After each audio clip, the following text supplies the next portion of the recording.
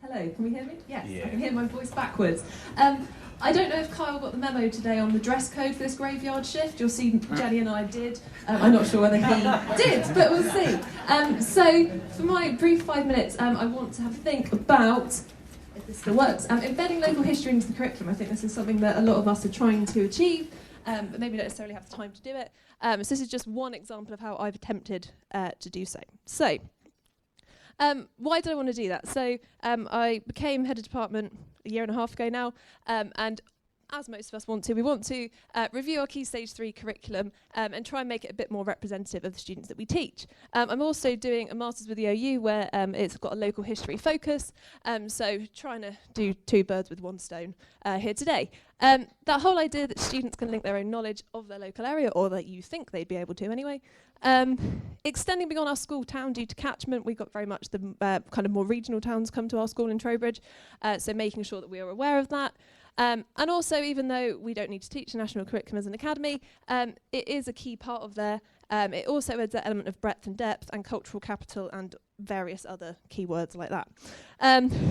2 quotes from one of my essays. John Tosh, who I managed to pick up the book from university again. The greatest interest in a specific locality is felt by those who live there. That is very much the case. And just reminding ourselves of that fact. And another John Beckett, says that local history is a microcosm of wider and more significant trends. So why not use that with our students to be able to help them understand these really big, horrible, scary concepts that we use in history sometimes.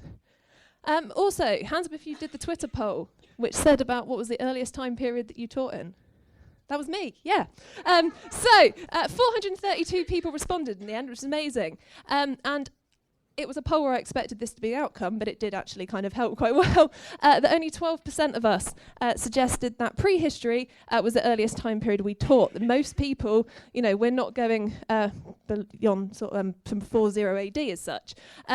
This graph is representative of my own subject knowledge, though, because I know an awful lot about the Industrial Revolution onwards. The further back I go in history, and I'm sure this is the case for a lot of us, it gets a bit less. You get a little bob up with the Tudors, you maybe get one for the Romans, and then it drops off like a big precipice at the end. And I honestly barely knew not very anything at all about prehistory. But I thought, why not make that a challenge and try and incorporate these 2 things, a local focus on prehistory and pre-1066. So we have our inquiry question for year 7, which is how does civilization grow in Britain before 1066? Civilization obviously being a substantive concept that they can consider. They can utilise some Key Stage 1 and Key Stage 2 knowledge. Most schools do an element of prehistory within that. And focusing on the sources or lack of, but how we can still use these things as historians to find out about the past.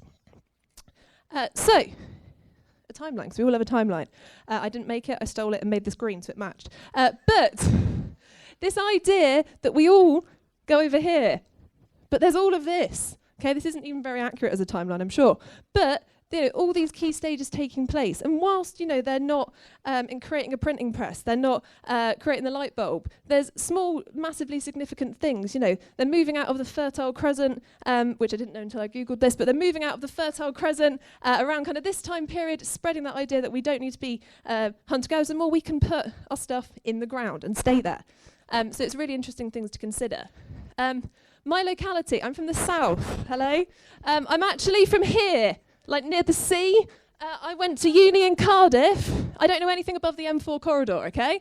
But here's where Trowbridge is, if people don't know.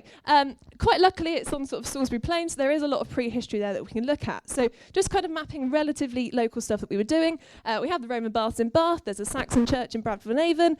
There's an Iron Age hill fort. Oliver's Fort of English Civil War fame is actually an Iron Age hill fort originally. Neolithic stone circle at Avebury, Stonehenge obviously, and the Amesbury Archer, which represents the Beaker people and metalworking. So I was thinking, actually, there's lots of these things around that we can do. And this goes into our inquiry question on this. So how do climate change impact prehistoric society? So thinking about moving out that Fertile Crescent that I talked about. Then thinking about what Avebury can tell us about Neolithic people in Wessex. We chose not to focus on Stonehenge because let's make it a bit more challenging for them.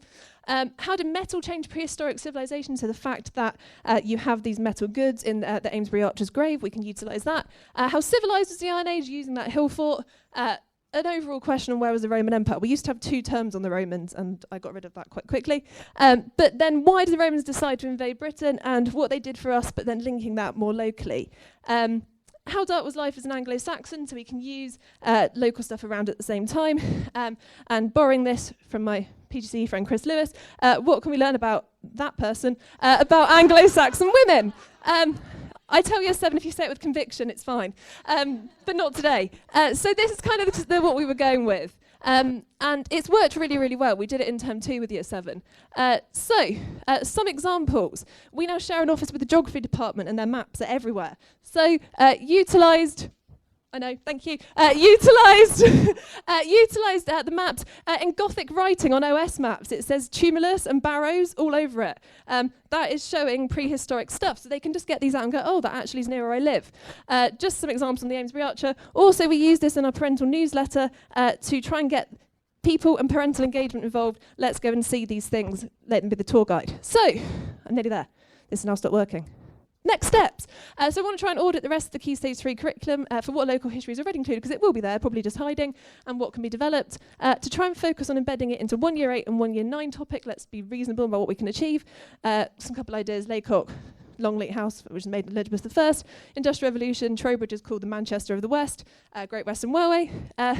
Using local history as a lens to illuminate the bigger picture, I think is really, really key. I like that as a little phrase.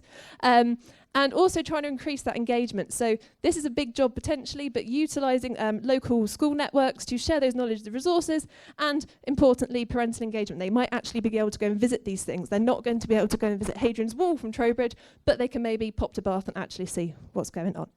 Thank you very much.